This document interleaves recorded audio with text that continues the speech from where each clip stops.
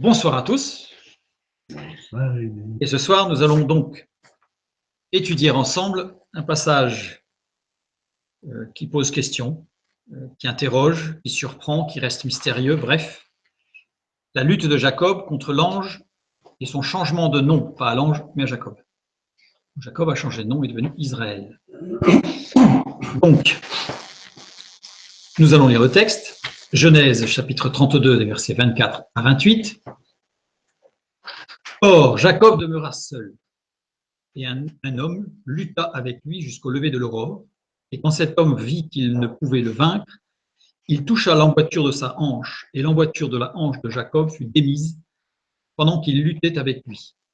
Et cet homme lui dit, « Laisse-moi aller, car l'aurore est levée. » Mais il dit, « Je ne te laisserai point aller, que tu ne m'aies béni. » Et il lui dit, « Quel est ton nom ?» Il répondit, « Jacob. » Alors il dit, « Ton nom ne sera plus Jacob, mais Israël, qui lutte avec Dieu, entre parenthèses, car tu as lutté avec Dieu et avec les hommes, et tu as vaincu. » Ce texte très mystérieux nous donne l'impression que nous avons un homme qui a lutté face à un être spirituel, puisque par ailleurs nous savons que c'est un ange, et même l'ange de l'Éternel, envoyé par Dieu, et que non seulement il y a eu une lutte, mais en plus cet homme a vaincu. Et pire, la fin du texte nous dit, car tu as lutté avec Dieu, avec les hommes, et tu as vaincu. Il a vaincu Dieu. Alors là, c'est extrêmement surprenant, c'est déroutant. Je dirais que même théologiquement, ça peut faire longuement réfléchir. Alors, dans le texte original, qui lutte avec Dieu, entre parenthèses, n'existe pas. C'est un ajout qui a été fait par les traductions ou les traducteurs pour nous aider à mieux comprendre ou pour nous orienter dans la compréhension, tout simplement. Alors, cet événement mystérieux, resituons-le dans la vie de Jacob. La vie de Jacob qui nous est décrite dans Genèse, chapitre 25 à chapitre 50. Jacob avait 40 ans lorsque Ésaü prit pour femme les filles de Heth, ce qui a causé beaucoup d'amertume à ses parents, Isaac et Rebecca.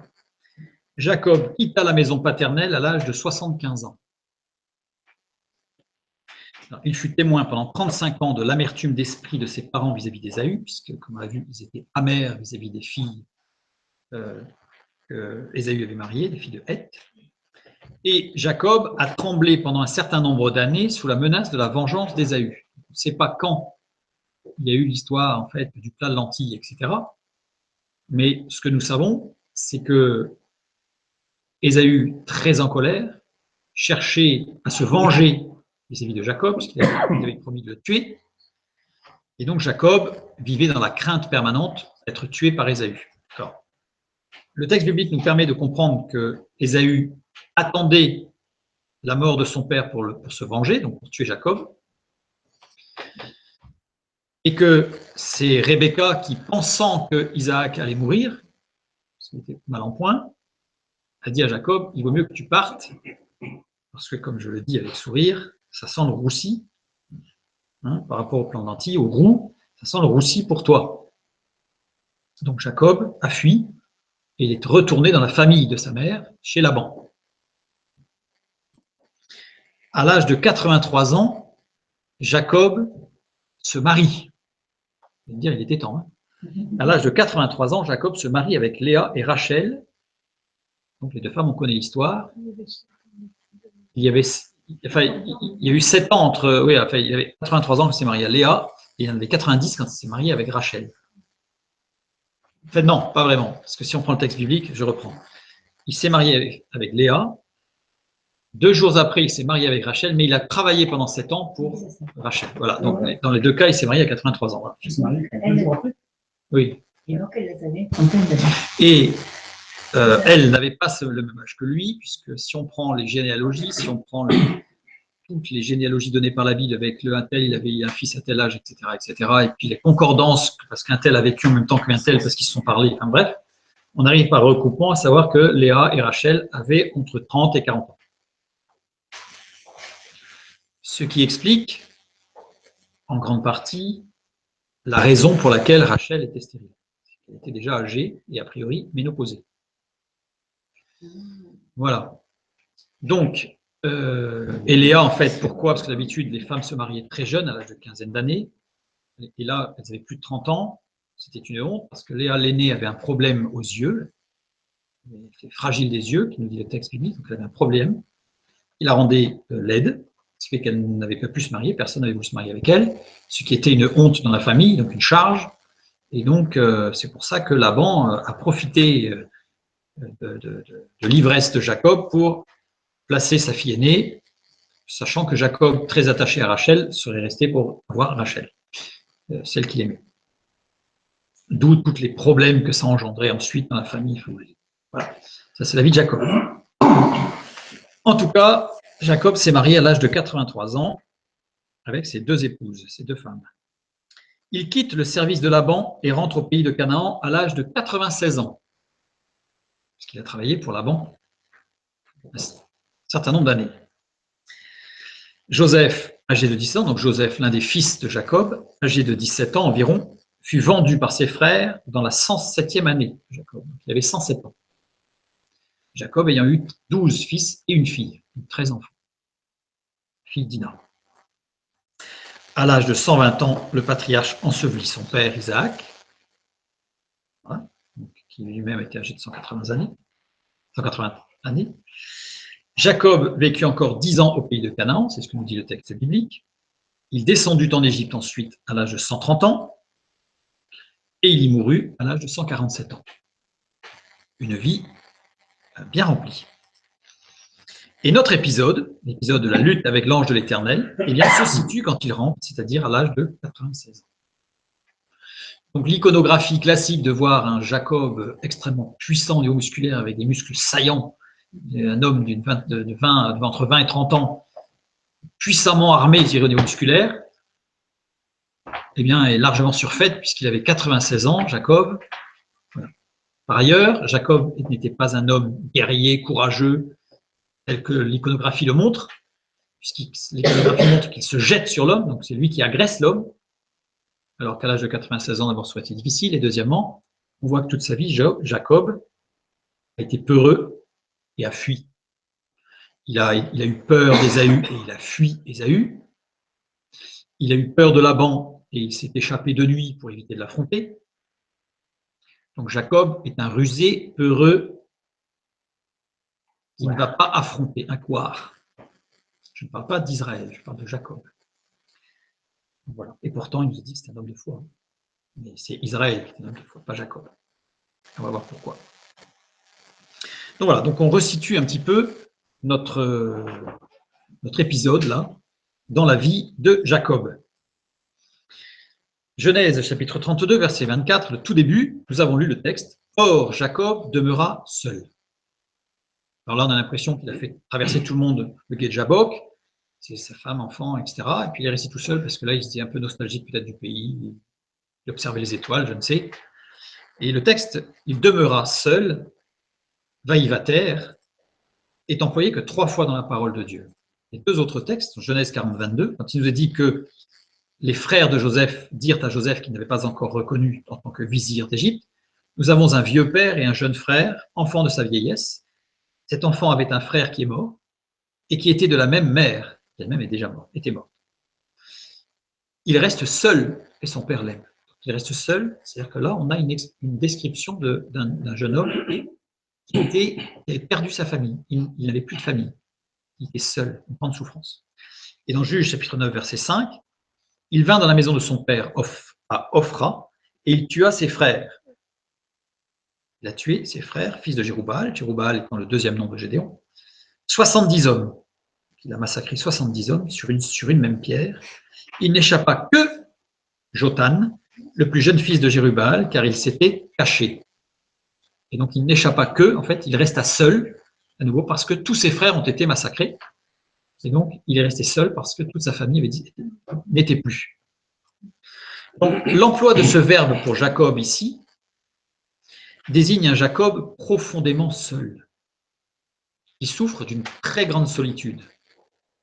Grande solitude vis-à-vis de ses parents, mais aussi vis-à-vis de ses épouses. Donc ça dénote, mais là ce serait toute une autre étude, d'un problème familial issu ou vécu par Jacob. Jacob était très famille. On le voit dans Genèse 25-27. Ses enfants grandirent, c'est d'Ésaü et de Jacob. Ésaü devint un habile chasseur, un homme des champs, de l'extérieur, mais Jacob fut un homme tranquille qui restait sous les tentes.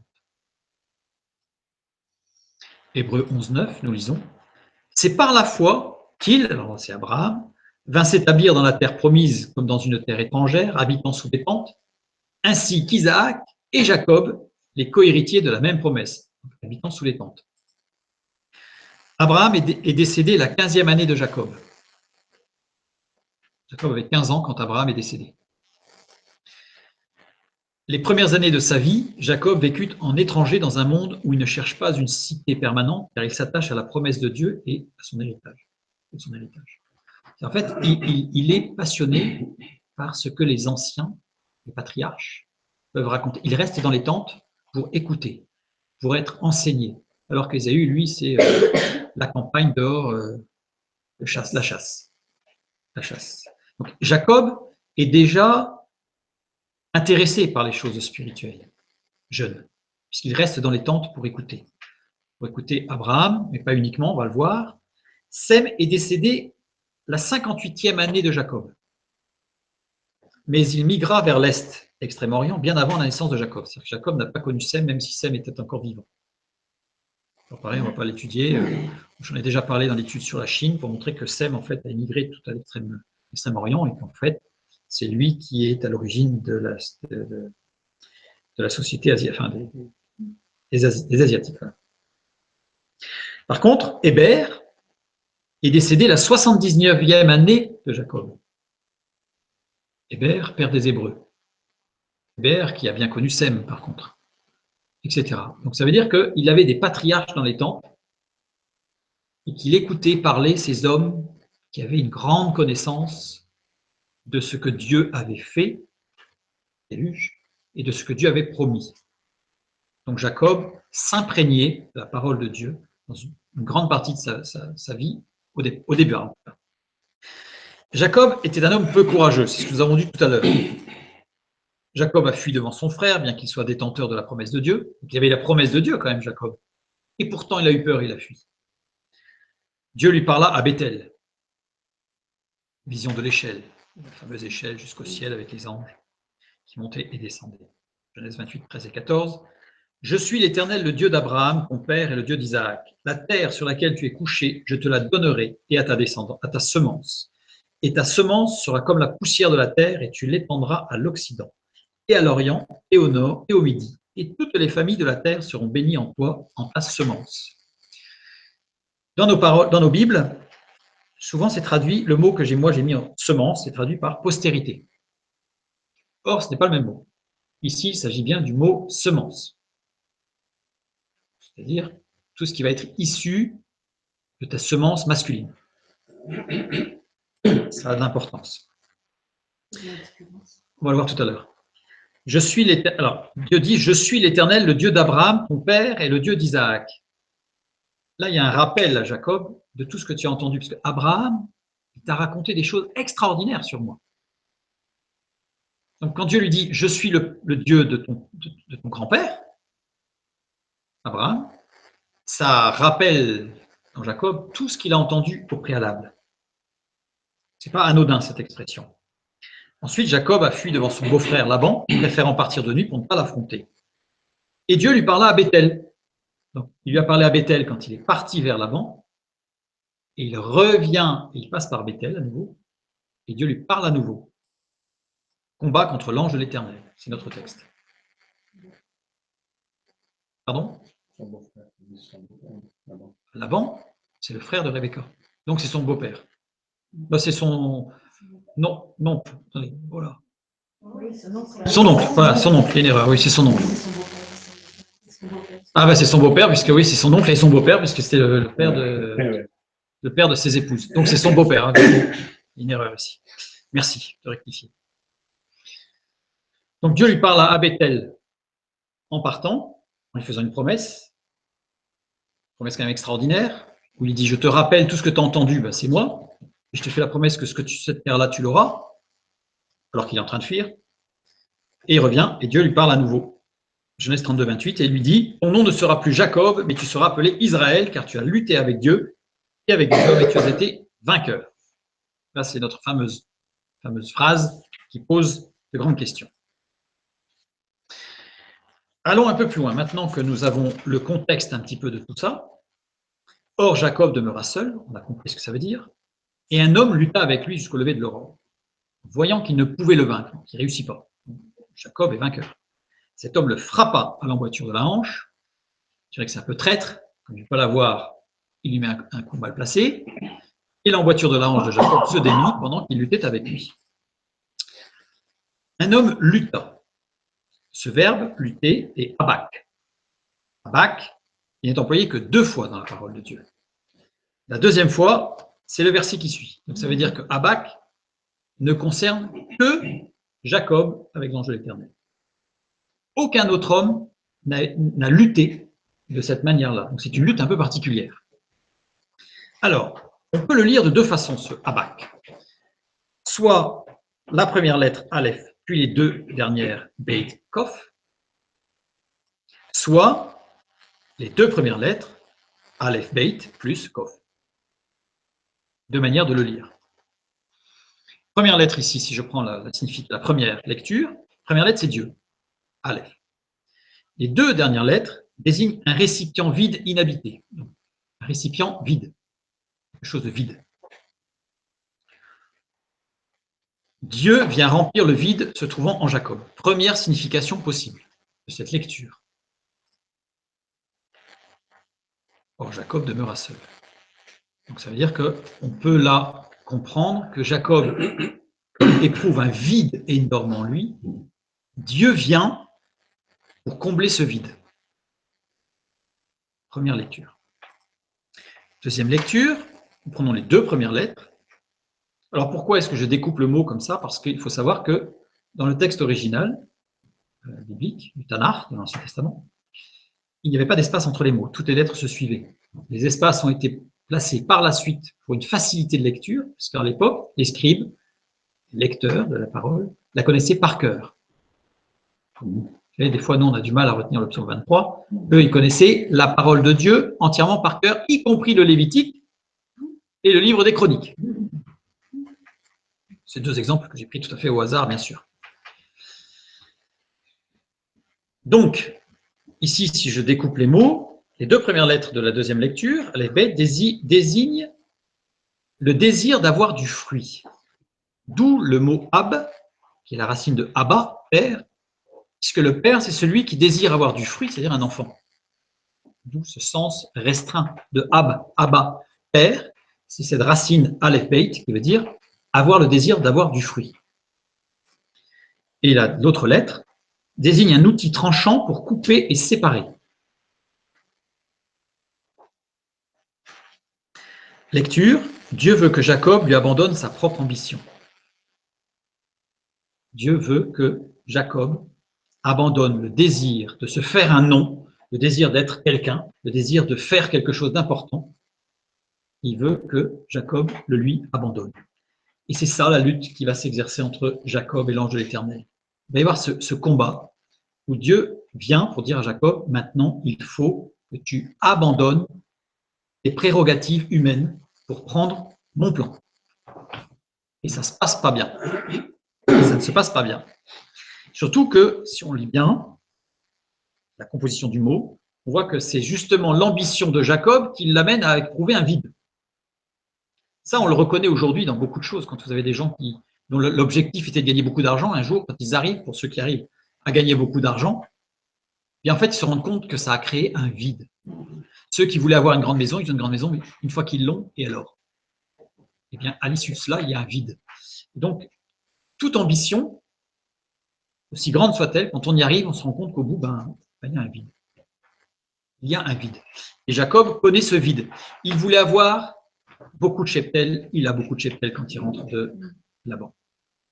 Alors, il y a des estimations d'après les textes bibliques sur le cheptel, c'est énorme, le cheptel qu'il a. À l'époque, quelqu'un de qui avait une grande réussite, c'est quelqu'un qui avait beaucoup d'enfants. Jacob avait 13 enfants. Donc, c'était quand même une belle famille. Alors, c'est pas comme Jérubaal ou Gédéon qui en avait 70. Bon, d'accord. Mais Jacob a commencé tardivement. Donc, il en avait déjà 13. Donc, c'était une réussite. En plus, à l'époque, 12 fils. Porteurs. Enfin, pas du nom à l'époque, parce qu'à l'époque, le nom ne se portait pas, mais porteurs, en tout cas, de l'héritage. Donc, il y avait une réussite. Mais malgré tout cela, il y a un vide. Et Dieu lui dit, il faut que tu abandonnes tes prérogatives. Ton ambition humaine, il faut que tu la lâches. Maintenant, voyant qu'il ne pouvait vaincre, qu'il ne pouvait le vaincre, pouvoir vaincre, c'est yakol. Yakol, qui veut dire prévaloir, par la force ou par le discours. Pas uniquement par la puissance musculaire ou par la technique de combat, ça peut être aussi par le discours, prévaloir. C'est-à-dire que, littéralement, voyant que ses arguments ne prévalaient pas, c'est-à-dire que Jacob continuait à dire non, non, non, non, mais moi c'est bon, j'ai mes propres vues. Yakol, construction possible, 2 premières lettres, puis la 3e. Les 2 premières lettres, manifestation d'une restriction. La dernière lettre, membre de l'homme qui permet de produire. Souvent, par extension, on appelle le bras. L'âme, c'est le bras, c'est tout ce qui, chez l'homme, est un membre, qui permet de produire quelque chose. Donc, en général, on parle des bras, puisque c'est avec le bras qu'on travaille, qu'on bêche la terre, etc., ou qu'on récolte. Pas exclusivement. Souvent, on parle du bras. 2e lecture possible, première lettre, puis les 2 dernières. Première lettre, c'est le Messie, ou le germe. Les 2 dernières lettres désignent un terrain qui a été travaillé pour être ensemencé ou un animal qui a été apprivoisé. Jacob a été travaillé. Jacob a été travaillé. Premier sens, Jacob voulait garder son ambition propre. Il voulait garder sa propre... Je suis un homme quand même. J'ai de la réussite. Moi, j'ai réussi. Hein, j'ai travaillé dur, j'ai réussi. Voilà, donc moi. La 2e lecture, alors, se faire un nom au travers de ses enfants, en particulier. En particulier. Puisqu'il désirait porter du fruit. C'est ce que j'ai mis ici. Puisqu'on voit bien que cette lutte, c'était le désir d'avoir du fruit. Et le fruit, c'est Abba. Donc, c'est pas faire du business et gagner de l'argent, c'était avoir des enfants, fonder une famille importante, voilà, respectée, respectable, montrer qu'il y avait de la réussite. J'étais un homme. On voit bien hein, dans le texte biblique, un homme qui n'avait pas d'enfant, c'était terrible. Une femme, et du coup, on le reprochait à la femme d'ailleurs. C'était à cause d'elle. On le trouve encore, même dans la société, très tardivement, encore aujourd'hui. Hein, encore aujourd'hui. 2e lecture, Jacob refusait l'action de l'ange de l'Éternel qui travaillait son cœur, puisqu'on a le Messie qui désigne un terrain travaillé pour être ensemencé, mais il y avait la lutte là. Hein. Et voyant qu'il ne prévalait pas, voyant que tout ce travail qui était fait, Jacob résistait encore. Jacob résistait encore, donc d'où la lutte. C'est après qu'il va le frapper. Genèse 45, 1. Joseph ne pouvait plus se contenir. On a la même expression, yakol, montrer un petit peu le sens devant tous ceux qui l'entouraient. Là, dans le texte de Genèse 45, Joseph n'était pas en train de se battre avec ses frères. Mais l'émotion à l'intérieur de lui était tellement forte qu'il ne pouvait plus se contenir. Donc on voit bien que yakol ne désigne pas un combat à coup de poing ou à coup de pied, mais un combat intérieur en fait. Il se passe quelque chose à l'intérieur qui remue, qui travaille. Donc là, on a l'exemple dans Joseph, yakol. 1 Chronique 21-30, on a un autre passage. David ne pouvait pas aller devant cet autel pour chercher Dieu, parce que l'épée de l'ange de l'Éternel lui avait causé de l'épouvante. Il avait peur, donc la peur, c'est quelque chose d'intérieur. David, là encore, éprouvait quelque chose d'intérieur qui l'empêchait d'eux. Donc on voit bien que dans cette lutte avec Jacob, eh bien c'est bien quelque chose d'intérieur, ce n'est pas musculaire, ce n'est pas... Il avait 96 ans, je vous le rappelle, et il était couard. Donc ce n'était pas un combat extrêmement viril, c'était un combat d'argumentation, du travail de l'esprit à l'intérieur du cœur de Jacob. Et Jacob résistait à Dieu. Et Jacob résistait à Dieu. Malgré tout, malgré sa solitude, malgré sa souffrance, malgré sa réussite, je dirais aux yeux de tous avec ses enfants, mais son échec, parce que sa solitude familiale, alors qu'il avait 2 épouses, n'aurait jamais dû s'exprimer comme ça. Donc il y avait un échec, en réalité. Il y avait un vide. Mais en façade, il sauvait l'honneur. Il y avait des enfants, il y avait des femmes, il y avait les 2 concubines. C'est un homme qui, aux yeux de la société de l'époque, était comblé. Mais en réalité, quand on levait le voile, c'était un échec. Ça, c'est Jacob. Je reprends notre texte, on continue. Et justement, par rapport à cette lutte, on voit que Jacob résiste à l'ange de l'Éternel, sachant que l'ange de l'Éternel n'est autre qu'une épiphanie du Fils de Dieu, c'est-à-dire une apparition avant l'incarnation du Fils de Dieu. Donc, cet ange de l'Éternel, eh bien, en fait, il vient témoigner, il vient parler au cœur de Jacob. Et cet homme, cet ange de l'Éternel, le frappa. C'est assez violent. Ce terme, c'est naga. Naga, toucher de la main. Donc là, on n'est pas dans la frappe, on est touché de la main. Ce mot veut dire poser la main sur, par euphémisme, pour avoir une relation sexuelle avec. Donc c'est quelque chose de doux. On n'est pas dans la violence, là. Ce terme n'est pas employé lorsqu'il y a une agression, un viol. C'est vraiment quelque chose de doux. Donc on n'est pas dans une frappe violente, là. Ce n'est pas un gros coup de poing. Cependant, on va voir que c'est pas tendre quand même, ce qui s'est passé. Et aussi veut dire frapper, maltraiter, porter atteinte. Quand même. Donc, la traduction prend l'un des 3 sens possibles du verbe. Ce verbe est conjugué à l'imparfait. Imparfait, ça veut dire que l'action est un long processus. Donc, toucher de la main n'est pas un long processus. On touche de la main ou on ne touche pas. Donc, ça ne peut pas être touché de la main. Certains ont même essayé de dire qu'il y a eu quelque chose de mal placé entre un ange et Jacob, à cause de ce mot. Alors, on va le réfuter de façon très simple, même s'il est évident que ce n'était pas le cas. Mais le verbe, le fait qu'il soit conjugué à l'imparfait, exclut totalement cette possibilité, puisque c'est un long processus qui s'étale. Donc, ça veut dire que le seul sens possible, c'est frapper, maltraiter, porter atteinte. Donc, cet homme porta atteinte à l'emboîture de la hanche de Jacob. Le mot emboîture, le mot c'est kaf. Kaf désigne un élément longiforme capable d'inflexion qui est un contenant et qui sert à prendre.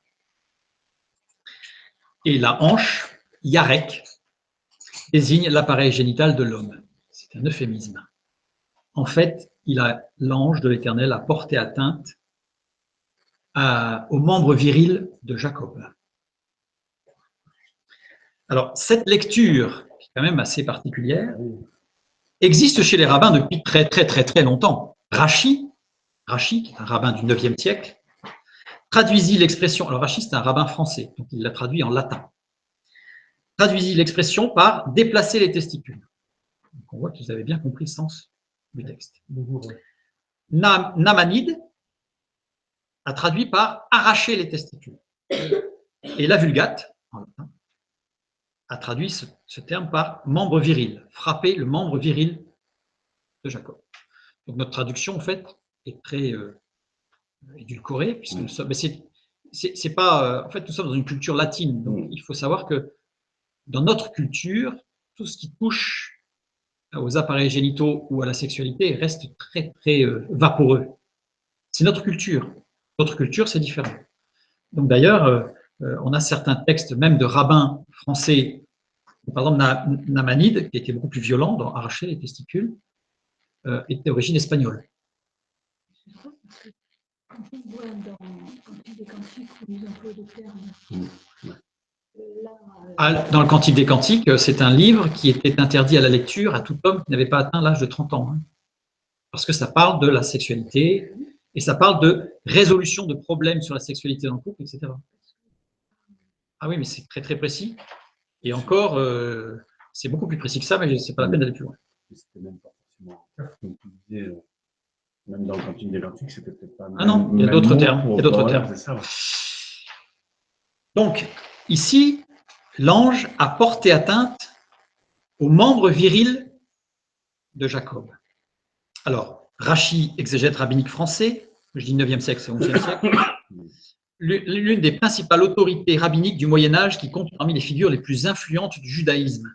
Son exégèse biblique, appelée commentaire, a inspiré de nombreux pères de l'Église et les premières traductions bibliques, dont celle de Martin Luther. quand même, c'est pas n'importe qui, Rachi. Et Namanide, un rabbin du XIIIe siècle, il est médecin, exégète de la Bible et du Talmud, poète, liturgique, philosophe, et il est considéré comme le décisionnaire majeur de sa génération et l'une des plus éminentes autorités rabbiniques du Moyen-Âge. Il s'opposa à Christiani. Alors, Christiani, c'est un chrétien qui était un érudit et qui connaissait parfaitement la Haggadah et le Talmud, je ne vais pas rentrer dans les détails, et qui a démontré par le Talmud étant des textes explicatifs du Tanakh, de l'Ancien Testament par les rabbins, il a montré que les écrits du Talmud prouvent que les rabbins ont reconnu que Jésus était le Messie. C'est fort, hein, c'est énorme. Et ça a fait, alors on en parle très peu, mais au XIIIe siècle, ça a fait une onde de choc extraordinaire.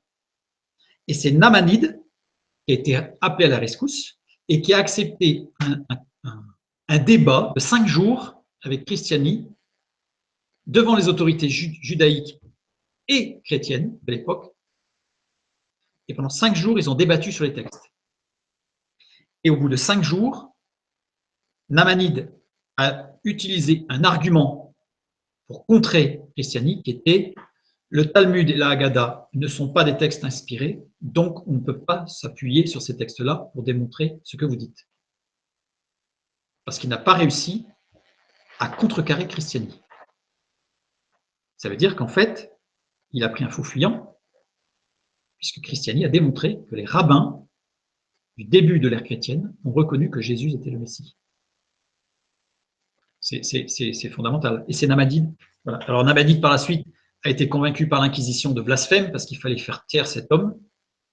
Donc il a fui sur la terre d'Israël et c'est lui qui va être à l'origine, je dirais, du premier élan vraiment, ce qu'on va appeler aujourd'hui, qu'on appellerait, c'est un anachronisme évidemment, mais un sionisme, c'est-à-dire que c'est le premier qui va rétablir, après les croisades, nous sommes de fin du XIIIe siècle, donc après les croisades, c'est lui qui va rétablir un petit peu le foyer, je dirais, juif rabbinique sur la terre d'Israël. Je ferme la parenthèse. En tout cas, c'est pour montrer que ce sont des personnes qui ont traduit ce texte-là de cette manière-là, ce ne sont pas des farfelus. Ce sont des... Et alors, j'en ai donné 2, mais j'aurais pu en donner d'autres, Moïse Maïmonide, etc., qui sont des... Jonathan Ben Uziel, Onkelos. Tout ça, ce sont des grands rabbins qui ont toujours lu ce texte de cette manière-là. Donc, évidemment, il n'y a que dans nos traductions où on parle de l'emboîture de l'ange. En fait, il s'agit de ce que la Vulgate appelle le membre viril. Donc, d'après le texte, d'ailleurs, il ne s'agit pas des testicules, mais bien du membre viril.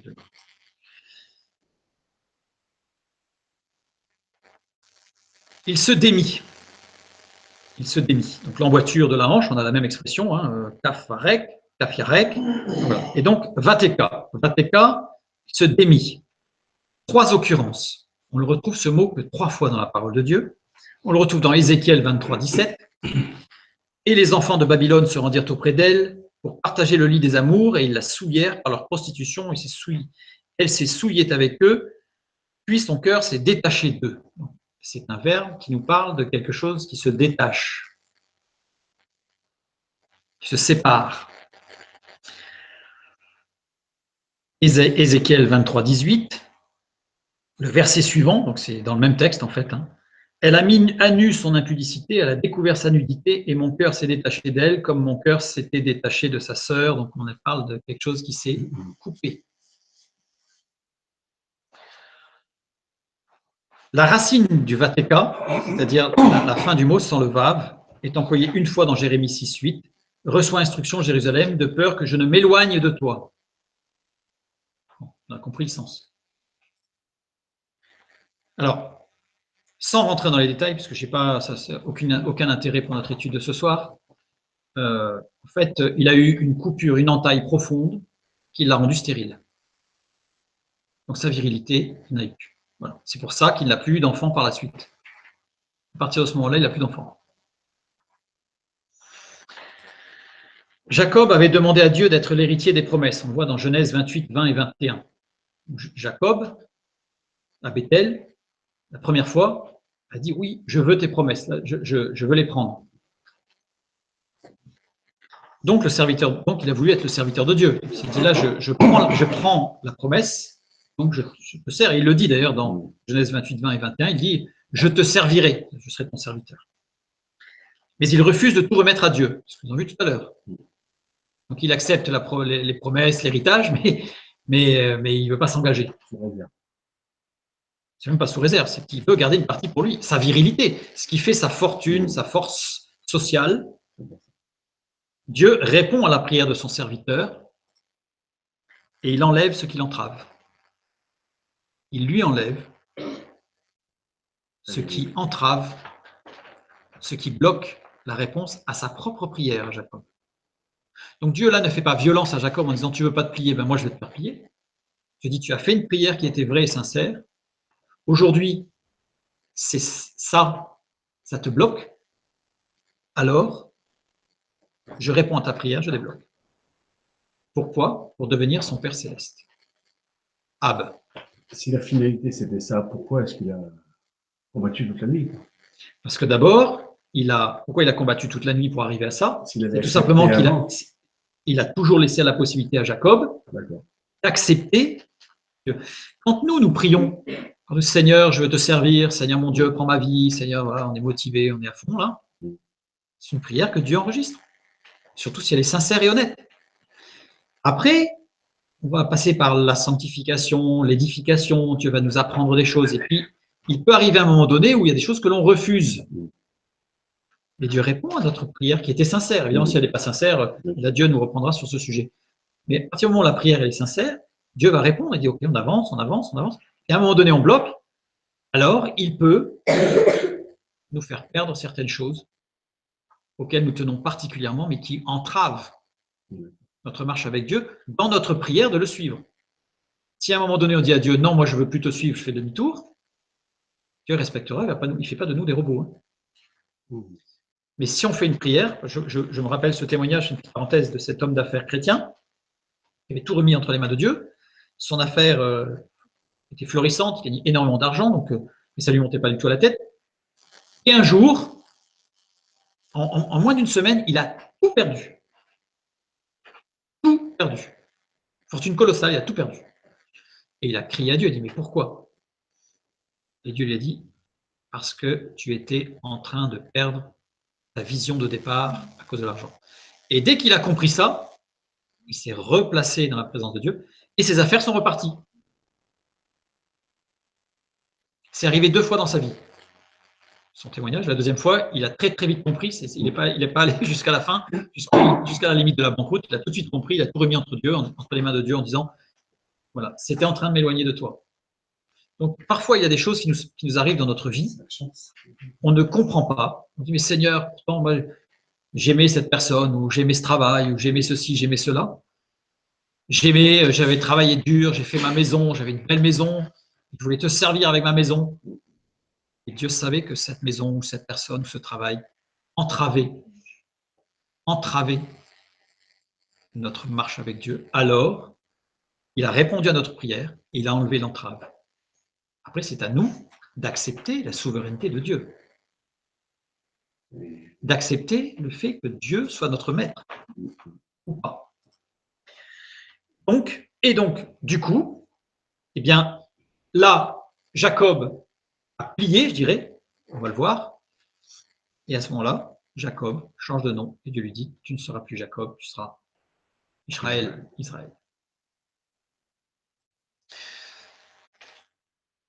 Et cet homme lui dit, laisse-moi aller car l'aurore est levée, mais il dit, je ne te laisserai pas point aller que tu ne m'aies béni. Il lui dit, quel est ton nom? Il répondit, Jacob. Là, c'est très important. Alors il dit, ton nom ne sera plus Jacob, mais Israël, car tu as lutté avec Dieu et avec les hommes et tu as vaincu. Alors là, on va voir que la fin, on ne comprend pas trop, mais on va le voir tout de suite. Car tu as lutté avec Dieu. Sarah. 2 occurrences, que 2 emplois de ce verbe dans la parole de Dieu. L'autre emploi est dans Osée, chapitre 12, verset 3. Dans le sein maternel, Jacob saisit son frère par le talon, et dans sa vigueur, il lutta avec Dieu. Dans sa vigueur, c'est encore un lien de la sexualité de Jacob. Non, pas tout petit, c'est-à-dire qu'en fait, on a un texte, c'est que dans le sein déjà, dans le sein de sa mère, déjà il était très virulent vis-à-vis d'Ésaü, parce qu'il voulait être l'aîné, en fait, il était déjà... voilà. Et ensuite, eh bien, quand il était adulte, eh bien, il lutta avec Dieu, et c'est là qu'on a le verbe Sarah. Donc ça veut dire que ce verbe est employé uniquement concernant Jacob, avec deux écritures différentes. Là, c'est Sarah, c'est le verbe à l'infinitif. Ici, dans le texte de Genèse, c'est conjugué et décliné, je dirais. On écrit Sarita. Deux premières lettres qui veut dire qui libère, qui résout, qui produit. Ou qui veut dire aussi qui est juste, coordonné et harmonieux. Ou encore qui est solide, résistant et tenace. Formé des deux lettres Shin, Reish, Shin étant le symbole de l'esprit, Reish le symbole du principe. Donc, par le principe de l'esprit, il a lutté avec Dieu. Il a lutté. Là, je dirais Sarah. On va voir ce que ça veut dire. Et les deux dernières lettres, Yod Tav, désignent l'essence et la nature objective des choses. Alors, qu'est-ce que cela signifie? Eh bien, cela signifie, donne précisément le sens, ce verbe. L'action de l'esprit a permis à Jacob de devenir ou de redevenir, par rapport à sa jeunesse, objectif. Donc, il n'était plus subjectif. Il n'était plus dans la subjectivité de ce que lui pensait. Il est devenu objectif. Il lui a permis d'être libéré, de résoudre ses problèmes intérieurs, de devenir équilibré, juste, solide et courageux, tenace, résistant. Il lui a permis de devenir Israël. Toute cette lutte, en fait, tout ce travail, ce labourage, je dirais presque, pour reprendre le terme tout à l'heure qu'on a vu, ce labourage de l'esprit dans le cœur de Jacob, l'a amené à devenir objectif, donc à avoir une vision juste des choses, vraie, véritable, à être libéré, à résoudre ses problèmes intérieurs, à redevenir équilibré, juste, solide, courageux, tenace et résistant. Deuxième écriture, c'est dans le livre de Osée, où ce verbe Sarah s'écrit avec les trois lettres Shin, Reish et. Shin, Reish, c'est la même chose que tout à l'heure, donc je ne vais pas le remettre, qui libère, qui résout, qui produit, qui est juste, coordonné, harmonieux, et qui est solide, résistant et tenace. Et la dernière lettre, le Et, qui désigne la vie. Donc, l'action de l'esprit a permis à Jacob d'être libre dans la vie, de résoudre ses problèmes existentiels, de devenir équilibré, juste, solide et courageux, tenace, résistant face aux soucis de la vie cette fois-ci. Donc, on voit les deux actions dans la vie de Jacob, une action intérieure sur sa vie intérieure et sur sa vie familiale, sur toutes sortes de choses, sur ses objectifs de vie, et deux, qui a permis dans sa vie extérieure de mettre en pratique ce changement de vie. Ce changement de vie. Ce qui est intéressant de voir ici, c'est que Sarita possède un diacritique, le Darga, ici, qui est en forme d'escalier, en forme de zigzag. L'action s'est déroulée en marche d'escalier par étapes pour Jacob. Ça veut dire qu'en fait, il y a eu toute une avancée, un processus, ça ne s'est pas fait, hop, coup de baguette magique. C'est que Dieu aussi a respecté le temps nécessaire pour que Jacob puisse intégrer les leçons, intégrer l'enseignement de la parole de Dieu. C'est ce qu'on appelle l'édification et la sanctification. Donc, tout ne se fait pas en un coup. Même chez Jacob, il y a eu des étapes. Comme il y a eu des étapes dans tous les autres patriarches, hommes de Dieu, dans la parole de Dieu. Tous les verbes sont en imparfait dans cette phrase. Imparfait, c'est-à-dire processus. Ça ne s'est pas fait coup de baguette magique. Jacob, il y a eu un processus, donc il y a eu toute la nuit, et le fait de l'emploi de l'imparfait, en hébreu, montre que ça va continuer par la suite. Donc c'est-à-dire que Jacob, il a acquis des choses et il est lancé là dans une direction où il va continuer à acquérir des choses. Et dans le deuxième écriture du verbe Sarah, on a un merka, un diacritique merka, signe diacritique qui, s'il est suivi d'un tifa, indique que les termes entre les deux diacritiques sont unis, mais là, et s'il est seul, désigne la notion de coma musical pour accorder son instrument. Ici, il n'y a pas de tifa dans la suite de la phrase. Ça veut dire qu'en fait, ce diacritique désigne ce qui permet de s'accorder parfaitement. Jacob s'est accordé parfaitement avec Dieu. Il s'est mis au diapason. Avant, il n'y était pas du tout. Hein. Mais là, il s'est mis au diapason de Dieu. Alors, ça va plus loin. On voit la précision du texte biblique extraordinaire, puisque dans le texte de la Genèse, les termes « car tu as lutté », on a vu ce que ça voulait dire, lutter, en fait. C'est que tu as accepté toute cette transformation de l'esprit dans ta vie, t'a amené jusqu'à devenir une terre meuble, bonne, qui va porter du fruit. Eh bien, c'est avec Dieu et avec les hommes. Et le « avec » ici, c'est « im ». Im. Ein Meim. Im désigne une tendance à la réunification, la réunion, la jonction, la conjonction, un rapprochement pour former un ensemble uni. C'est-à-dire que littéralement, tout ce travail t'a permis d'être réuni, d'être uni avec Dieu et avec les hommes. C'est-à-dire que là, Jacob, on retrouve les deux aspects du verbe Sarah, dans les deux emplois de la parole de Dieu, à savoir que Jacob, il a retrouvé cette union avec Dieu et cette communion avec les siens. Il a résolu, par l'esprit, il a pu résoudre, un, ses problèmes relationnels, deux, ses problèmes intérieurs vis-à-vis de Dieu. Et dans Osée, le mot avec, luta avec Dieu n'est pas le même mot, c'est pas im, c'est et, puisque ces deux mots ont une légère notion différente, n'est-ce pas? Eh bien, et, qui désigne le sceau, la marque de Dieu, il a pris sur lui la marque de Dieu, désigne un instrument pour planter, et oui, ça veut dire qu'en fait, il a laissé Dieu planter en lui la bonne semence. Et le troisième sens, racine qui développe la réciprocité. Il est en communion avec Dieu. Il n'est plus en tant qu'instrument, comment dire, aspirateur, aspirant à la bénédiction mais sans vraiment s'engager. Là, il est avec une réciprocité. Ces deux textes sont tout à fait complémentaires et nous montrent les deux aspects de la vie, je dirais de la conversion de Jacob à ce moment-là, de ce revirement de situation, de cette transformation, de ce demi-tour, de ce 180 degrés dans sa vie. Et c'est ça, ce qui s'est passé dans cette lutte. C'est un échange profond entre l'action de l'Esprit de Dieu et son esprit à lui qui résistait.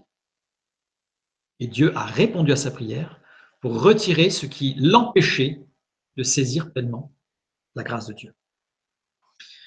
Tu as vaincu, et tu as vaincu, eh bien on retrouve le mot de tout à l'heure, Yakol. Yakol, qui veut dire, tout à l'heure il y avait une négation. Tout à l'heure, Jacob voulait garder son ambition, mais cette fois-ci, il n'y a plus la négation. Donc, c'est-à-dire que Jacob ne veut plus garder son ambition propre. Et Jacob, tout à l'heure, refusait l'action de l'ange, et bien cette fois-ci, Jacob ne refuse plus l'action de l'ange. On voit que c'est l'inverse. Voilà, là, ça décrit l'inverse. Jacob est parti à démarrer une véritable vie de sanctification, de communion avec Dieu. Donc, voilà ce qui s'est passé dans cet échange. Alors, ça a été, je dirais, physiquement difficile pour Jacob, mais libérateur, puisque c'est ce qui l'empêchait de. Et du fait, maintenant, c'est un homme libre. Il est devenu un homme libre. Est-ce qu'on peut associer cette coupure à la future... Non, ce n'est pas la circoncision. C'est absolument pas la circoncision. Ça n'a pas de... Ça n'a aucun rapport. Là, il a une circoncision de cœur, mais voilà, c'est ça. Mais la circoncision dont tu parles, Frédéric, n'a pas de rapport avec une blessure là. Oui, parce qu'on va aussi imaginer que si c'était ça, c'était pour ne pas justement tomber dans cette dépendance. Ça n'a pas ça. Ce n'est pas ça. Je ne vais pas rentrer dans les détails, mais ce n'est pas ça. Reprenons le texte. La suite. Alors il dit, ton nom ne sera plus Jacob, mais Israël, car tu as lutté avec Dieu et avec les hommes et tu as vaincu. Donc on a compris le car tu as lutté avec Dieu et avec les hommes, donc là c'est le revirement de situation. Tu as lutté, on a vu que c'était le verbe Sarah. Rappel, c'est un rappel et en même temps un jeu de mots avec l'expérience de son grand-père et de sa grand-mère. Pourquoi? Son grand-père s'appelait Abraham, sa grand-mère s'appelait Sarah. Genèse 17, 15 et 16, qu'est-ce que nous lisons? Dieu dit à Abraham, tu ne donneras plus à Saraï, ta femme, le nom de Saraï, mais son nom sera Sarah. Je la bénirai et je te donnerai d'elle un fils. Sachez que, rappelez-vous, vous êtes âgé, et puis en avoir, c'est une promesse extraordinaire. Sarai s'écrit Shin Reish Yod. Sarai. Jeu de mots avec la promesse d'un héritier dont Jacob devenait le dépositaire d'ailleurs. Puisque nous lisons dans Genèse 15,4, c'est celui qui sortira de tes entrailles et qui sera ton héritier. Héritier, c'est Yarash, c'est-à-dire le même mot, mais à l'envers. Oui, jeu de mots. Je fais une petite parenthèse. Vous savez, Moïse. Beaucoup font des gloses terribles sur le nom de Moïse. Ils disent, ah, mais c'est un nom égyptien. C'est un nom hébreu biblique parce que Moïse, Moshe, si vous le lisez à l'envers, ça fait Hachem. Hachem, c'est le nom de Dieu. Ça veut dire que Moïse, à l'envers, peut-être plus jeu de mots de la lecture à l'envers, ça veut dire Dieu. Donc il est clair que ce n'est pas un mot égyptien, c'est un mot hébreu. Donc là, Sarai, qui attendait l'héritier, Yarash, mais le mot à l'envers, devient Sarah.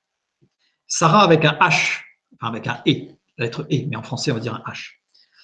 Regardez, Sarai, c'était le Yod, qui a été remplacé par le E. Le Yod, symbole du germe, pas du sugerme, symbole du germe, mais symbole aussi du sperme. Et symbole de la vie. Sarai attendait un héritier. Elle a tout fait, coûte que coûte, elle voulait un héritier. Elle a envoyé son mari dans le lit avec la servante parce qu'elle voulait un mari, elle voulait un enfant. Dieu lui a dit non, non, non, non, non. La promesse de la vie. Maintenant, Abraham, on ne t'appellera plus Abraham, mais ton nom sera Abraham, car je te rends père d'une multitude de nations. Abraham. Abraham, ici, est le diminutif de Abiram, avec le Yod. Abraham, il n'a plus le Yod et il a la lettre E. Comme Sarai a perdu le Yod et s'est trouvé avec un E, Abraham a perdu le Yod et s'est trouvé avec un E. Dans la même transformation. Abiram et Sarai voulaient un héritier coûte que coûte. Abraham et Sarah sont devenus parents d'une multitude. Pourquoi? Parce qu'ils ont abandonné leurs prérogatives humaines et personnelles à Dieu le Père. Ils ont abandonné cette vision de l'héritier coûte que coûte. Et ils l'ont abandonné pour la promesse de Dieu qui leur a fait « Tu seras père d'une multitude ». Dieu ne fait pas de nouvelles promesses. Dieu ne fait rien de nouveau. Encore aujourd'hui, vous savez, encore, il y a beaucoup de choses. Dieu fait des choses nouvelles. Le vin nouveau. Maintenant, il y a les dents en or qui tombent là. Il y a des pluies d'or. Il y a toutes sortes de choses. Dieu fait des choses nouvelles. Non, non, non, non. Dieu ne fait pas de nouvelles promesses. Dieu ne fait rien de nouveau. Il renouvelle ses promesses pour faire de nous un être nouveau. Oui, il y a des fautes d'orthographe. Et ça fait mal aux yeux des fois. En plus, un petit clin d'œil. Abraham est parti de, alors nous on dit Charan ou Charan, mais en fait, si on lisait littéralement, c'est Haran. Genèse 12,4. C'est Terach, le père d'Abraham, qui est parti de Ur. Parce que souvent on dit que Abraham, sous la promesse de Dieu, est parti de Ur. Non, non, non. Le texte biblique, dans Genèse 11,31, nous dit que c'est Terach, qui est parti de Ur jusqu'à Haran ou Charan. Et Abraham, ensuite, est parti de Charan jusqu'à la terre promise. Jacob est parti de Charan aussi. Il est parti du même endroit qu'Abraham. Dieu ne fait rien de nouveau. Et nous passons par des expériences que nos pères ont connues, qui s'appellent la conversion, qui s'appellent l'action de l'esprit, qui s'appellent la sanctification, qui s'appellent l'édification. Il n'y a rien de nouveau aujourd'hui. Il n'y avait pas de disciples superstars, et bien aujourd'hui, il n'y a pas de chrétiens superstars. Et tous les deux se sont arrêtés où? À Bethel. Il y a des passages obligés dans nos vies qui sont les mêmes que ceux que nous retrouvons dans la parole de Dieu, chez l'apôtre Pierre, chez Daniel, chez Samson, chez Moïse, chez tous les autres. Rien de nouveau. On revient sur ce texte maintenant. Mais Israël, donc ton nom ne sera plus Jacob, mais Israël, car tu as lutté avec Dieu. Donc il y a un lien là. Le car, c'est qui implique un lien de causalité. il y a bien quelque chose. Le kaf étant avec un daguet, c'est-à-dire un point, un daguet, nous avons, pour la lecture sémantique, kaf, kaf, yod. Le premier kaf, moule qui reçoit et communique indifféremment toutes les formes. Donc c'est quelque chose qui reçoit quelque chose et qui le transmet. Il n'y a pas de transformation, hein, c'est une transmission. Et les deux autres lettres désignent l'effet d'une force liante et assimilante. Nous avons d'un côté Israël, ou Yishraël, de l'autre côté le verbe lutter. Car tu as lutté. Israël, je t'appellerai Israël parce que tu as lutté. Sarita. Le lien de causalité est fait entre ces deux mots. Tu t'appelles maintenant Israël parce que tu as lutté. C'est parce que tu es grand, parce que tu es gros, parce que tu es vieux. C'est parce que tu as lutté. Le texte indique un lien entre les deux mots, ou un jeu de mots. Enfin, il y a quelque chose qui se passe entre les deux mots, entre Israël et Sarita. Mais ce lien qui est créé par le texte même pose deux problèmes. Il y a un problème syntaxique. Les noms se terminant par le substantif « elle » sont construits comme des phrases. Par exemple, dont Dieu est le sujet. Par exemple, si je dis « Ishmaël », on va dire « Dieu va entendre ». Je dis par exemple ce qu'on appelle Ézéchiel, Ireskiel, Dieu fortifiera. Mais d'après le texte ici, Dieu n'est pas le sujet. C'est-à-dire que normalement, quand un mot se termine par « elle », c'est Dieu écoute, Dieu parle, Dieu fortifie, Dieu ceci, Dieu cela, Dieu guérit, Dieu est le sujet. Or, dans cette phrase, on dit « car tu as lutté contre Dieu ». Donc le sujet, ce n'est pas Dieu, c'est Jacob. Donc il y a un problème syntaxique ou sémantique. Ce serait le seul nom dans la Bible qui se terminerait par « elle », dont Dieu ne serait pas le sujet. Pourquoi? Ce n'est pas logique, ce n'est pas correct comme lecture. Le sujet est Jacob. Et dans cette phrase, Dieu est le complément d'objet. Car tu as lutté avec Dieu. Dieu est au second plan. Donc il y a quelque chose qui ne va pas. C'est-à-dire que cette lecture-là, je dirais grammaticalement, sémantiquement, ne tient pas la route. Elle n'est pas correcte. Elle ne peut pas être correcte. Et le deuxième problème est un problème théologique.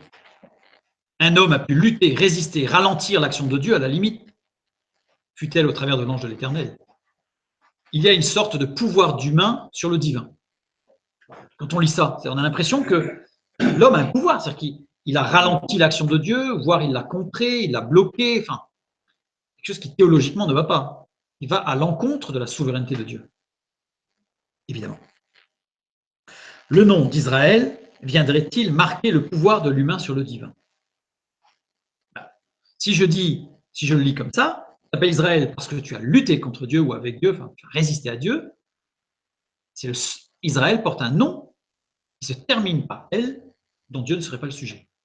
Il ne serait que le complément d'objet, c'est-à-dire il subirait l'action de l'homme.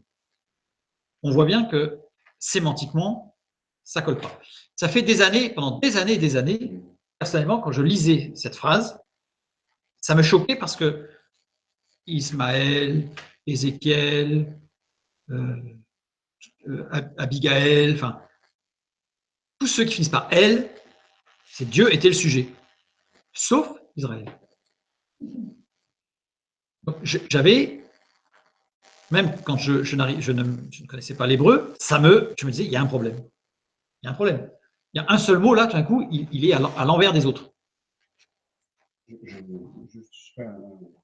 Quand Moïse a résisté ou a pu faire changer d'avis à Dieu, quand Dieu prenait des décisions. Non, Moïse n'a jamais résisté ou fait changer d'avis. En tout cas, a soumis une idée qui a fait changer d'avis. Non, Dieu n'a jamais changé d'avis. Dieu dit alors ça, ce sont des textes que nous serons certainement amenés à étudier un jour. Non, Dieu n'a jamais changé d'avis. Dieu n'a jamais changé d'avis, même dans le texte où Abraham dit « et s'il y avait 50 justes, et s'il y avait 40 justes, et s'il y avait 30 justes ?» Dieu n'a pas changé d'avis. Dans ce texte-là, Dieu sait qu'il n'y en a qu'un juste, et encore juste, entre guillemets. Il n'y en avait qu'un. pourtant, Donc il a laissé Abraham descendre jusqu'à 5 justes ou 10 justes, mais Dieu savait très bien qu'il n'y en avait pas, donc ça ne changeait rien en fait. Ça ne changeait rien. Aucun homme n'a pu ralentir. Aucun homme n'a jamais eu une action sur la pensée, les choix, le plan de Dieu. Je vous renvoie vers notre étude sur la souveraineté de Dieu et le libre arbitre pour le voir clairement. Même Satan n'a jamais ralenti l'action de Dieu, ne serait-ce que d'une nanoseconde. C'est-à-dire que rien. Bien. Continue. Nous avons vu donc cette lutte, etc. Je ne sais pas si vous avez remarqué, mais dans Genèse 32, 24 et 25, le verbe lutter était abak. Et dans la fin de la phrase, tu as lutté avec Dieu, c'est le verbe Sarah. Ce n'est pas le même mot. Ce n'est pas le même mot. L'emploi de deux mots différents souligne la volonté des jeux de mots avec Sarah. C'est-à-dire qu'en fait, si ça avait été vraiment l'histoire de la lutte, il y aurait eu Abak pour expliquer ce qui s'est passé et que c'est à cause de ça qu'il s'appelle Israël. Or là, le Saint-Esprit a modifié, a changé de mot pour souligner qu'il y a un lien direct entre Israël et ce mot. Ce n'était pas l'action qu'il y avait avant, ce n'est pas le même mot. En rapport avec les grands-parents de Jacob, on l'a vu, il y a déjà tout le jeu de mots qui rappelle sur Sarah, Abraham, le changement de l'histoire, sachant que ça va beaucoup plus loin que ça, parce que pourquoi est-ce que Dieu a changé le nom d'Abraham et Abraham l'a accepté, Genèse chapitre 11? Parce qu'au début du chapitre 11, nous lisons l'histoire de la tour de Babel. Faisons-nous un nom, parce que l'homme refusait le nom que Dieu avait donné à l'humanité, et l'homme a voulu se faire son propre nom. Résultat, il y a eu la dispersion par les langues. Et juste après ce texte, nous avons Abraham où Dieu lui dit « Voici ton nouveau nom ». Et Abraham l'accepte. Il y a tout un jeu qui remonte beaucoup plus loin qu'Abraham, Sarah. Ça remonte jusqu'à Babel, ça remonte jusqu'à Noé. Ce nom, le nom que Dieu donne. Donc ici, il y a un rapport avec tous les grands-parents et l'enseignement que Jacob a eu. Et le texte souligne un rapport avec le nom d'Israël. Israël est directement lié au mot Sarah. Pour bien comprendre maintenant le jeu de mots et la construction qu'il y a là, eh bien, nous allons voir quelques versets où ce verbe Sarah, où cette racine est utilisée. Juge 9, 22. Abimelech avait dominé 3 ans sur Israël.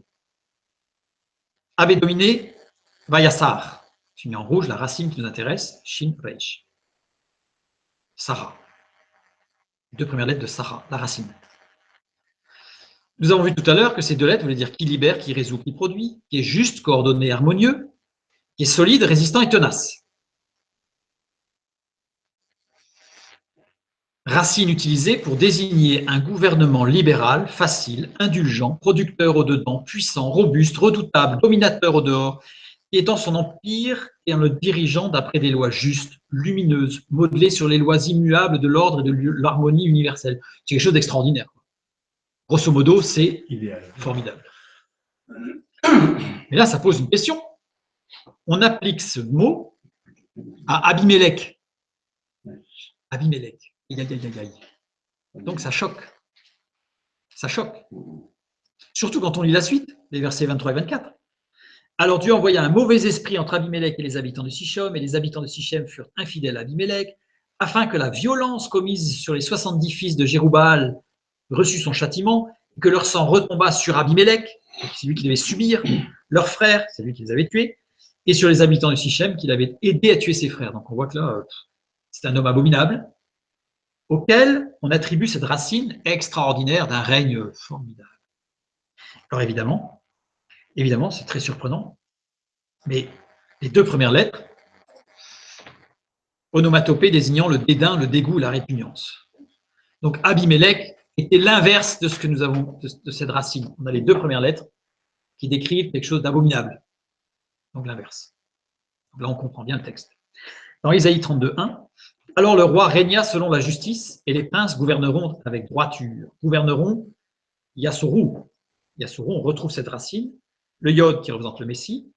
Le vav pointé qui représente l'homme converti, cloué à la croix. c'est aussi le clou, et cette racine de gouvernance, le Messie qui gouverne l'homme converti. Évidemment, Ésaïe chapitre 32, c'est le règne du Messie en justice et ses effets sur la terre qui décrivent le millénium. Donc d'où ce règne extraordinaire, doux, puissant à l'extérieur, mais doux à l'intérieur. C'est l'œuvre du Messie. Proverbe 8,16, nous avons « Par moi gouvernent les chefs, les grands, tous les juges de la terre ». Le verbe « gouverner » ici est à nouveau « Yasoru ». C'est Dieu qui parle et c'est le Messie qui gouverne de façon extraordinairement lumineuse toute chose. Donc cette racine, la racine Shin Reish, désigne le règne, mais pas n'importe quel règne. La souveraineté de Dieu, le règne total de Dieu. À ce moment-là, on va comprendre Israël. Israël, sens réel et littéral de Israël, qui contient à son centre Shin Reish Yod, Shin Reish Aleph Lamed. Dieu sera roi. Voilà ce que veut dire Israël. Voilà pourquoi aujourd'hui Israël pose tant de problèmes d'un point de vue géopolitique. Parce que prononcer le nom d'Israël, c'est une reconnaissance de la souveraineté de elle, Dieu. C'est une proclamation, une déclaration de la souveraineté de Dieu. Donc le fait même que l'État d'Israël s'appelle l'État d'Israël, c'est de dire c'est l'État de ceux qui professent et reconnaissent Dieu comme roi. Alors, ce n'est pas tout à fait le cas sur le pays actuellement, mais ça reprend les promesses de Dieu faites à Jacob. C'est énorme. C'est énorme. Juge 8, 22 et 23. Les hommes d'Israël dirent à Gédéon, domine sur nous et toi et ton fils et le fils de ton fils, car tu nous as délivrés de la main de Madian. Gédéon leur dit, je ne dominerai point sur vous et mes fils ne domineront point sur vous, c'est l'Éternel qui dominera sur vous. Surprenant, n'est-ce pas? Les hommes d'Israël dirent à Gédéon, littéralement, les hommes d'Israël, ça veut dire les hommes qui reconnaissent et déclarent Dieu comme souverain, dirent à Gédéon, domine sur nous. Il y a comme un paradoxe. Il y a comme un paradoxe.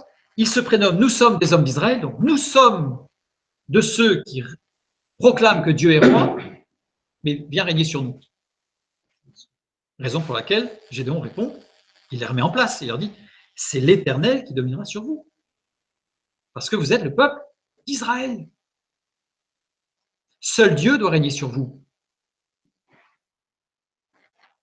Le chrétien authentique est celui qui reconnaît Jésus comme le Fils de Dieu. D'accord? Jésus est le sauveur, pas de problème. Mais qui accepte de placer sa vie sous la divine autorité. Il ne s'agit pas d'une simple formulation de mots, mais d'une sincère détermination à lui obéir et à le suivre fidèlement comme Seigneur et Maître. Jésus est appelé Sauveur 24 fois dans le Nouveau Testament. Jésus est le Sauveur, il n'y a aucun doute. On ne minimise pas le salut en Christ.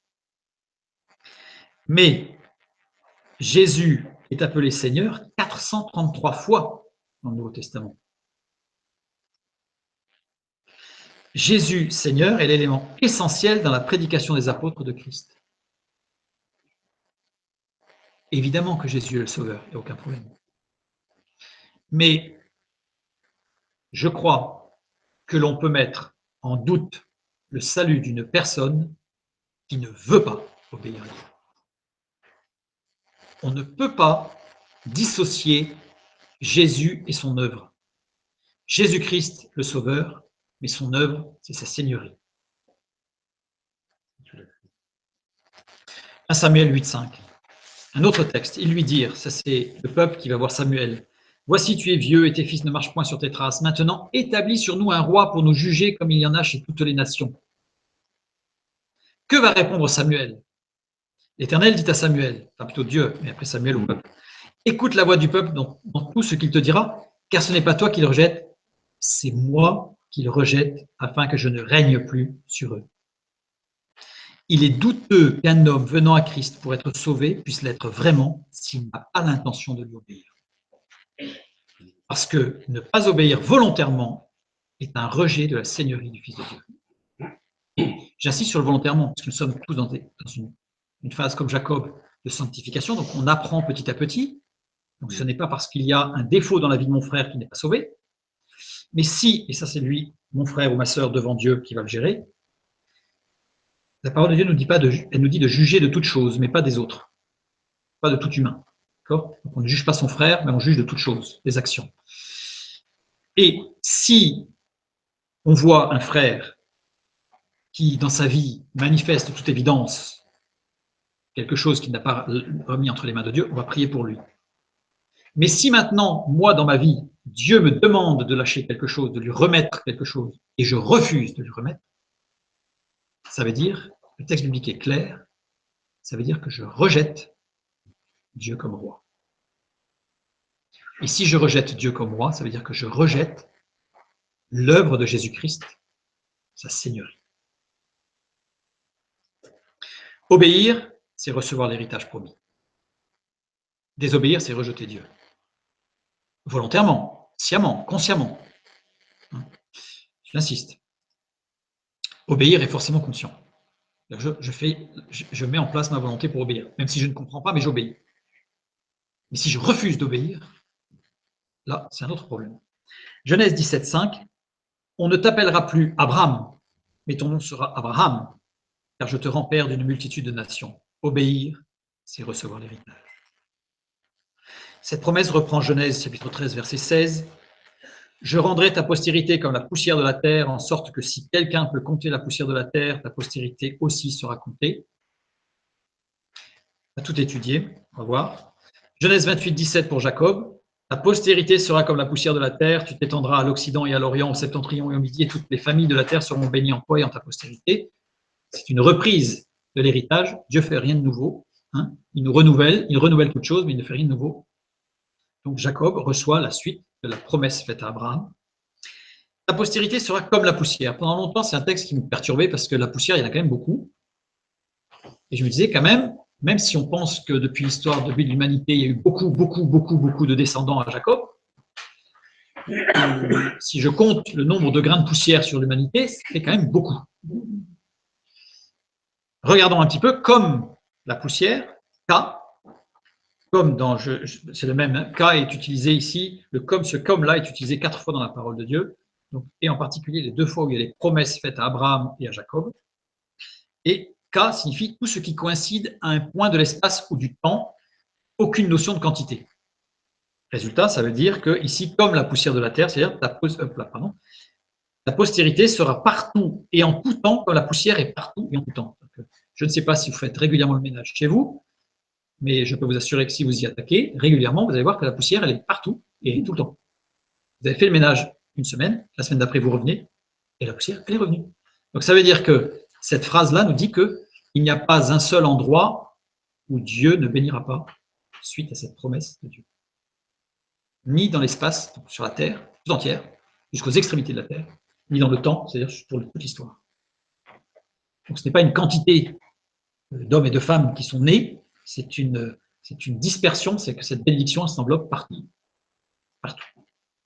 Le verbe et le mot postérité ici, saraka, qui désigne une semence qui porte et portera du fruit. Donc on n'est pas juste sur des enfants qui naissent, puis voilà. C'est quelque chose qui porte et qui génère du fruit. Je ne sais pas si ça vous intéresse, mais moi, ça m'intéresse grandement de faire partie de ceux qui sont héritiers de cette promesse, de porter du fruit. Mais à ce moment-là, acceptons la seigneurie de Jésus-Christ et soyons aussi de ceux qui proclament que Christ est roi de leur vie. Jean 12, 24 et 26. En vérité, je vous le dis, dit Jésus, si le grain de blé qui est tombé en terre ne meurt, il reste seul. Mais s'il meurt, il porte beaucoup de fruits. Celui qui aime sa vie la perdra. Rappelez-vous Jacob. Celui qui hait sa vie dans ce monde la conservera. Rappelez-vous Israël, pour la vie éternelle. Si quelqu'un me sert, qu'il me suive. Et là où je suis, là aussi sera mon serviteur. Si quelqu'un me sert, le Père l'honorera. Il est intéressant de voir que si le grain de blé qui est tombé dans terre, il ne meurt. Conjugué au subjonctif en grec. Au subjonctif, ça veut dire laisse la possibilité de mourir. C'est-à-dire désigne un abandon total. Ça ne veut pas dire que la personne va mourir, qu'il faut mourir, qu'il faut se faire mal, se couper la main, etc. Mais ça montre que il faut accepter la souveraineté de Dieu et que si Dieu veut faire mourir en nous quelque chose, eh bien qu'il le fasse. On abandonne tout entre les mains de Dieu. Oui, entre tes mains, j'abandonne tout. Comme Jacob a tout abandonné et est devenu Israël, c'est-à-dire Dieu est roi. Que Dieu soit roi dans notre vie. Oui, nous avons l'impression d'abandonner des choses, peut-être même de perdre, mais ce n'est qu'une impression. Et quand nous accepterons, entre guillemets, cette perte, alors notre vue s'ouvrira et nous comprendrons que nous n'avons rien perdu et que nous avons gagné la véritable bénédiction de Dieu, la liberté. Nous redevenons objectifs, avec une vue saine et claire, le divin collier sur nos yeux. Que Dieu vous bénisse et à bientôt.